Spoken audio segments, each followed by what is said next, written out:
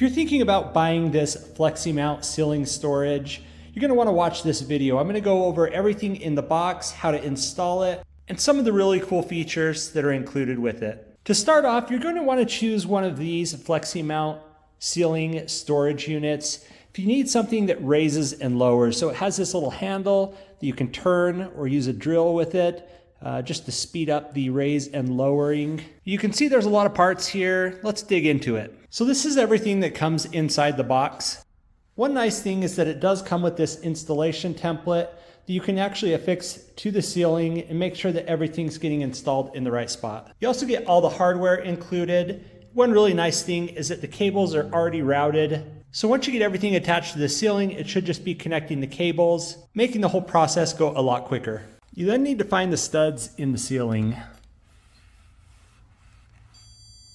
I'm going to take the template and tape it up on the ceiling, aligning with the studs. The template has two different sides, and that's indicated by the holes cut out. And so as you're taping that up, make sure it orients the direction that you want the handle to face. The handle is going to go on this side with the bigger holes. I'll show you that more once I get it up on the ceiling. Once you find the studs, you can tape the template to the ceiling. Then you can mark out the location for all the brackets. The studs were spaced unevenly, so I had to install these two boards on the side. I was then able to put the template up on the ceiling and trace those out on these boards on the ceiling. So now I just need to install the brackets. After you've marked the brackets and where the holes need to go, you need to drill pilot holes. Then you just need to tighten these in using the tool provided. Or to speed things up, you can use a drill. Then you just attach these brackets the same you did the other side. Then these brackets just slide into the brackets that you installed in the ceiling. You then just need to install the A-screws up here to keep everything locked in place. Then you just need to get the cables out of the bag and ready to install. You then take the longer cables, run it over to the other side and through that pulley. Next, you need to attach the support to the metal grid using these little holes, and you use these little J-bolts and they just tighten up on the bottom with a nut. Then you can use the provided tool to tighten everything down. Then you need to attach the cables through the bottom of the bracket. Then you just need to attach the handle to the pole that will attach to the top. Then you just need to pull out the safety stop, hook up the handle, and you can start to raise the cable up. The platform is 4 foot by 4 foot. These are actually designed to be on a lower ceiling.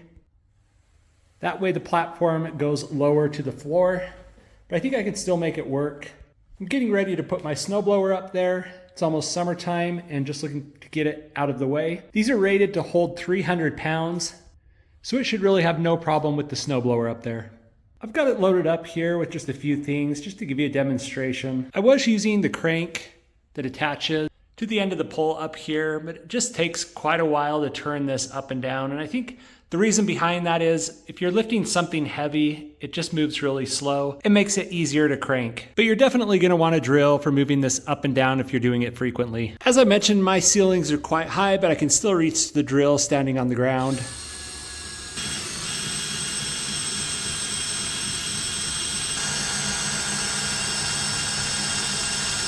And once you've raised it up, you just need to make sure that you get that lock in there. It's easily done with the pole. I think the design of the cable system works really well, and it does feel very strong.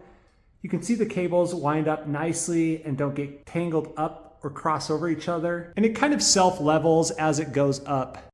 So if you're looking for some extra storage in your garage with the ease of being able to lower and raise without having to get on a ladder, which makes it really nice for heavy items, definitely take a look at this. I was sent this over to make this video to help you decide if this works for you. Because it can lift so much, they also make some kits where you can actually attach like Jeep tops or shells to the bottom of this so you can lift them off and on of vehicles.